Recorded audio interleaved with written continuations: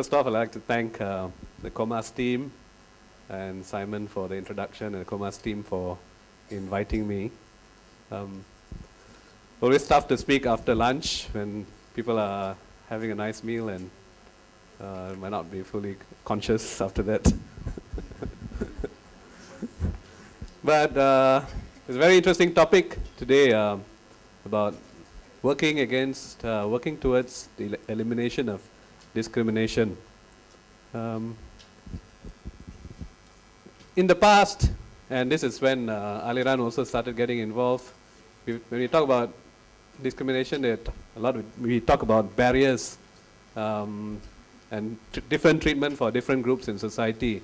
So there's been a lot of controversy about the treatment of Bumis versus the treatment of non-Bumis. And a lot of ground has gone towards that. We had the new economic policy and all the whole arguments against and for it, in favor of it. And then there's also a lot of controversy about religious rights. And more recently, last year, I think we had this whole thing about the Allah issue. And that raised a lot of, again, a lot of debate and discussion. And then there's the whole issue about gender, which our friend was also talking about just now, how different groups are treated differently because of their gender or orientation. So those have been long-standing debates and discussions, and groups have been working to counter that sort of problem in society of how different groups are treated differently. Aliran as a group started in 1977. I got involved in 1989, 1990, long way back. And at that time, the whole atmosphere in the society was charged because we're still recovering from what happened in 1969, and everything was seen in terms of Malay and non-Malay and Bumi and non-Bumi. And Aliran as a whole started because we tried to show that to counter that kind of discourse, which we felt was not very productive, we started to articulate issues from a non-ethnic perspective, meaning we wanted to show that actually we all have things in common. For example, universal values like justice and spirituality and environmental consciousness and awareness, compassion, and all these cut across ethnic barriers. And so we try to emphasize those kind of values and how we actually have more in common among us than what divides us, So that's the whole basis of how we started our magazine. Have you all seen this magazine? If you haven't, I hope you try and look it up. We also can find more details on our website, aliran.com. So just look it up when you have time, because we try to present articles there on the basis of what actually unites us and the serious concerns we have in society. So at the moment we have about 200 members and another 2,000 readers in our magazine and several thousand more on our website and Facebook. So we're trying to reach out to people and present this kind of thinking that actually we should be more open towards each other and try and look at things from a broader perspective. Just to look deeper into race and religion. Unfortunately, these are the two issues that provoke a lot of emotion among people, and therefore it's very easy to use these kind of issues to divide a society like Malaysia, especially because we have so many different ethnic and religious groups in our country. And so it becomes very easy for politicians especially to use these issues to divide us, And not only politicians, but those religious conservatives or bigots who use this kind of topics to divide us. Like yesterday on my way to KL from Penang, I was on the bus and I get this phone call from a teacher in Butterworth on the mainland.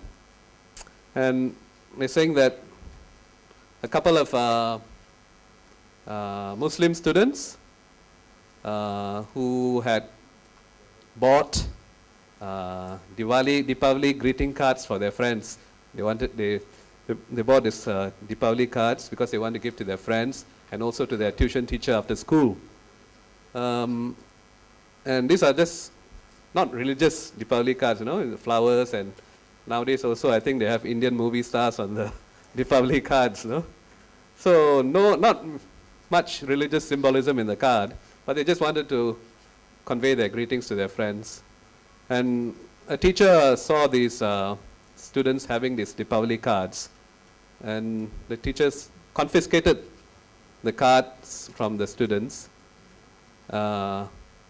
and the teacher passed it to the religious teacher. And another teacher came and asked the religious teacher, why did you take the cards from the children? And the religious teacher said that it is actually, it is against our religion to convey greetings to another religion, the people of another religious faith. And it means that we are actually celebrating that other person's religious faith, And the teacher said, then the teacher asked, does it mean that we also can't send you greetings for Raya? He said, no, that's according to your religion, but according to ours, you're not supposed to send religious greetings for Deepavali or any other religious festival, So that's the kind of thing we are up against, the use of religion and ethnicity to divide people. And the other teachers were naturally quite upset, because these are the kind of things which are being drummed into our students to keep us apart for whatever reasons. Maybe it's a mistaken notion of religious zealousness, or it could be even for political reasons to keep people apart. So it actually undermines community solidarity. You keep people apart. They are unable to get together on the issues that really matter. And nowadays we have new forms of discrimination. Apart from the traditional race and religion, we have discrimination against workers. Now you might ask, what kind of discrimination against workers? As you know, one of the trends these days is for a lot of companies to bring in migrant workers to take the place of local workers, and all sorts of reasons are given, like local workers are choosy, they don't like certain jobs, they don't stick in one job for a long time, and so the trend is to bring in migrant workers. And migrant workers, they don't have the same kinds of protection. And even now, as we speak, our employment laws are being amended to make it easier for companies to hire migrant workers or outsourced workers from labor contractors at very cheap price. So you have, then there's a whole migrants in our population. I was just talking to Irene over lunch, and we figured that probably migrants make up about 20% of the Malaysian population. And we have this whole group, and that's 20% of the population, about 4 or 5 million people in our country, out of 27 or 28 population, 27 or 28 million population. We have about 20% of our population migrant workers. And for the most part, apart from you all seeing them in the street, they are missing from our national discourse, They don't attend conferences. Even in places of worship, you don't see them. Maybe they go at different times or whatever. They're scared to go on the street because they might be stopped by police. So these people are also discriminated against in different ways. And then there are people who are discriminated against because they look or are different to us in various ways, no? Whether in their dressing or even their ethnic mix. They might be a mixed parentage, Malay or Chinese, so they feel like they're neither here nor there. Both sides seem to treat them differently, especially dressing, and I think you covered that this morning. Huh? Let me touch on, because my background is from the corporate world, let me touch on the new kind of discrimination. A discrimination that favors companies and corporations against the rest of the people. In Malaysia, as in many other countries, the gap between the rich and the poor is growing bigger and bigger. The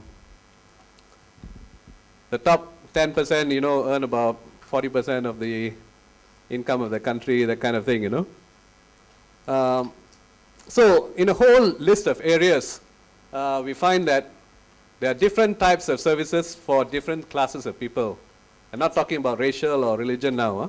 Talking about separate hospitals for the rich, separate schools for the rich, even separate leisure spaces. Separate hospitals will be your private hospitals. Separate schools will be your private schools. These offer the best teachers. They have adequate facilities for everything. Teachers are well paid. On the other hand, your public hospitals and public schools are being underfunded. The teachers and the doctors are leaving and joining the private sector because they find that their salaries are better in the private sector. Green spaces and open areas, you know. When we were growing up, there were a lot of places for kids to run around. I don't know whether you're old enough to remember that. But there were a lot of spaces for children to run around. And now, if you're living in a city, very few spaces or public facilities or sports facilities. But if you can afford it, you live in a gated community or country home where you have rivers and streams and your parks and your all that, you have enough facilities, no? So this is, I consider this as a kind of discrimination against ordinary people. And you have parts of the city now where you don't see the lower income group. These are the exclusive enclaves where the rich gather in their country, in their clubs and in their malls and the high-end coffee lounges and all the rest of it. No? So that kind of discrimination is emerging. And now we're talking about the budget. You get a few goodies thrown out to you, but the big incentives go to the corporations in the form of reductions in corporate tax, reductions in the tax rate for the rich. And then throughout the year, you see land being given to companies at subsidized or reduced prices. They say it's market price, but nobody knows whether it's really market price or below market. You see banks and occasionally banks being bailed out, financial institutions being bailed out, state-run corporations being bailed out. And on the whole, tax reliefs. You talk about tax reliefs. Not only tax cuts, but tax reliefs. My colleague, Dr. Subramaniam, he wrote an article about, people get very excited when they say, oh, now you buy a new computer, you can get a tax relief. Or you buy books, you can get a tax relief. Or you have medical expenses for your parents, you can claim it against your income tax. But who do these tax reliefs really benefit? The vast majority of Malaysians don't earn enough to pay income tax. So these reliefs actually go to the rich. So these kind of policies are actually discriminatory against the vast majority of Malaysians because they favor the rich and the big companies and the corporations and the transnational companies. So that's another dimension of the equation we have to look at. And not only do they favor the large corporations, many of these large corporations are also undermining our environment. You can see that in the Stop Liners protest in Kuantan and and other local areas were being affected by environmental concerns. So at the end of the day, we have to understand that the economic exploitation and the environmental exploitation go hand in hand, and very often it's the vast majority of people who are discriminated against and suffer as a consequence of these policies. For the last couple of weeks, on final note, I just want to say for the last couple of weeks, you may not see this in CNN or BBC because they wouldn't want to report this kind of things or give it much attention compared to what we saw in Tahrir Square in Egypt and Cairo. What's happening now in New York is very interesting because you have tens of thousands of people demonstrating against the corporate sector because they felt that they have actually ruined the lives of many, So they have this, what they call Occupy Wall Street. Occupy Wall Street, and they're sitting there and protesting against Wall Street. I don't know how it's going to end, but the protest seem to be getting bigger and spreading to more American cities. So on that note, thanks.